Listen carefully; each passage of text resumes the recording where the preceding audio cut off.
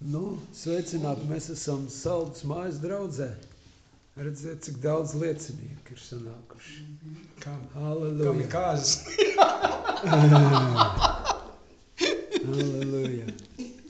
Nu, Kas šis te ir tas, ko Saša ar Dzidru vienmēr atrod savā mājā. Nu, tie tikai grūži, tu parāk nekā. Nu, klausies, šitas izies, tu pa visu pasauli. Es šito likšu internetā, tu zini?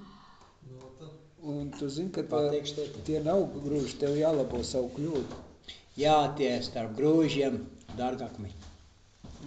Tas ir tas, ko, klausies, ir jāsaka tā kā ir.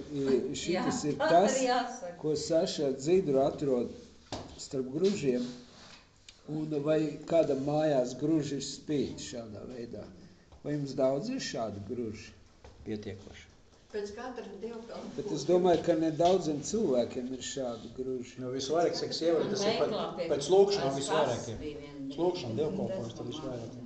Un šie rodas neizskaidrojumā veidā. Viņi rodas no nekā. Grīdi tīru un nekas nespīd. Un pēkšņi šādas lietas sāk spīdēt. Tas ir tas, ko terminu valodā sauc par zelta putekļiem. Nu, protams, zelts, mēs neesam pārliecināti, tas materiāls ir zelts.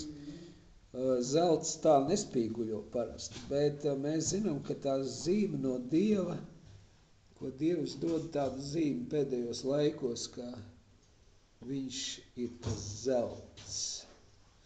Viņš grib, lai mēs spīdam pasaulē. Caur mums viņš grib spīdēt un izpausties. Paskatieties, fantastiski, ne? Tā nofilma zem sevis ar pareizi ar to filmu. Labi, šis ir Saša, tas lielais runātais.